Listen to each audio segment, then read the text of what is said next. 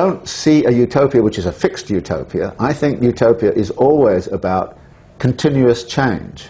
And it's what I call a dialectical kind of vision of utopia, which is, and I remember I had a really interesting conversation with a bunch of theologians and a bishop about this, and I said, you know, people don't want to live in a society which is fixed.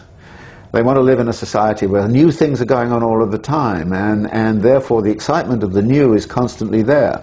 But the excitement of the new is not about new products which you sell, it's the excitement of creating new cultural forms, new forms of music, all the, you know, acting and all the rest of it. So that is, if you like, my utopia. And one of the things they said to me, they said, well, you know, we've been having a problem with the Christian concept of paradise. They said it's so static and it's so boring that nobody wants to go there. So we have to think actually about paradise as a place where people actually do new things, where they create new things. I mean, human beings are astonishingly creative, and we've got to take the advantage of all of that astonishing creativity out of there and use it. Capitalism has now got to the point where it's not using that anymore. It's putting more and more people into, you know. You talk about the change, yes, and you have said in this book, capitalism will never fail on its own, it will have to be pushed. Yes.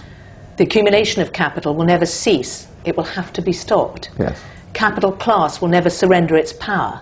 It will have to be dispossessed. Yes. I mean, what is that? A call to arms? Yes. A call for a revolution? Yes. Yes. Yes, of course.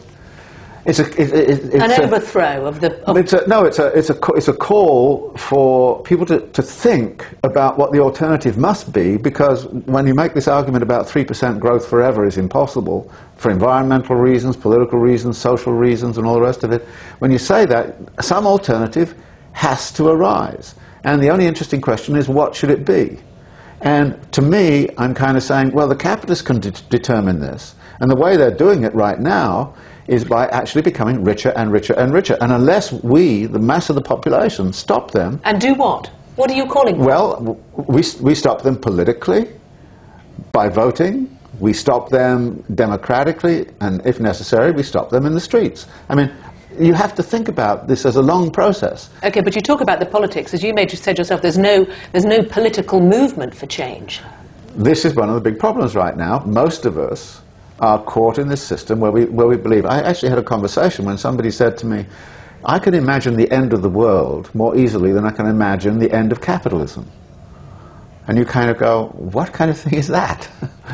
and I'm saying, well, maybe we should be really imagining the end of capitalism and the construction of an alternative society. Lenin's question of what is to be done. What is to be done, yes. And you don't come up with an answer. But you recognise that a lot of people will listen to you and they won't. They look at what capitalism has brought them, yes, and they may be sitting in a house that, yes, sure, they've got a mortgage on, but they own. And they think, look, this is good, this is what I want. I want my flat screen telly and my... Yes, I'm sure there are a lot of people around like that, but then there are 2 billion people in the world living on less than $2 a day. And they are not living in those houses. And the big question is what is going to happen to them, and how are they going to live, and what are they going to do? And we see, for example, in areas like Latin America, major movements in motion, in Bolivia and Ecuador, that are really beginning to change the world into a different kind of rhythm and a different kind of perspective. Sure, there are groups who, you know, you can yes, look at the Taliban, Al-Qaeda, yes, would say, right, look, we don't want that. Right. But you will also have a lot of people who think, what I want, and I am angry, yes, and would fight to change it, but what I want is the house and the flat. Yes, they may indeed want that, but what we have to understand is the absolute impossibility of being able to have it. And therefore the alternative cannot be simply they join the capitalist system and become part of it. The absolute impossibility. You do yes, not buy that there is an ethical form of capitalism. Oh, there can be an ethical capitalism, although I'm waiting to see it, I have to say. Look at what's going on in these hearings in Washington right now and tell me it's ethical. And that's crazy. But you're looking at the extremes, but are they? No, they're not the extreme. That's the center of the system. Come on, that's not an extreme. Goldman Sachs is not an extreme. Goldman Sachs is at the center of the system. And around them are all kinds of other people who are acting exactly the same way. So this is not a... But the majority of the population of the Western world go to their jobs, they take home a more typical wage, right, they're happy, right, you know, in their right, lives, hoping for a pay rise. Yes. You're not the majority. There are people around who are like that, yes indeed.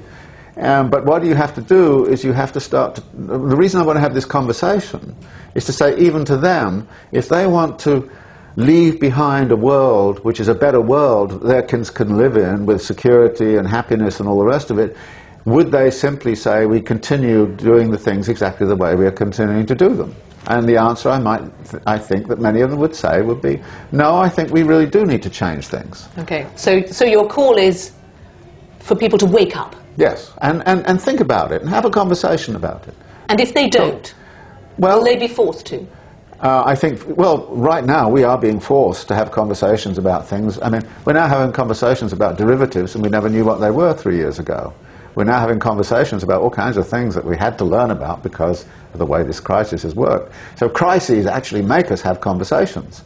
But right now, the kind of conversation we're having about this crisis is, well, it was due to human failings, or it was due to institutional failure, or it was cultural failings.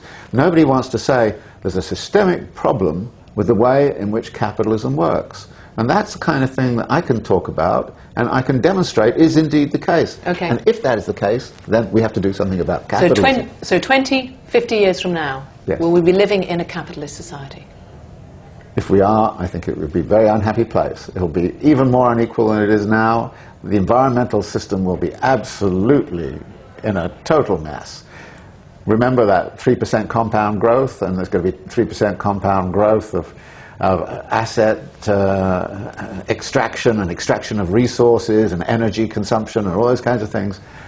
It's not going to be a very nice place to live in. We probably will be wearing gas masks and all the rest of it, you know. So it's not a very, I don't see it as a very happy place to be. And you can see signs of those problems all around us.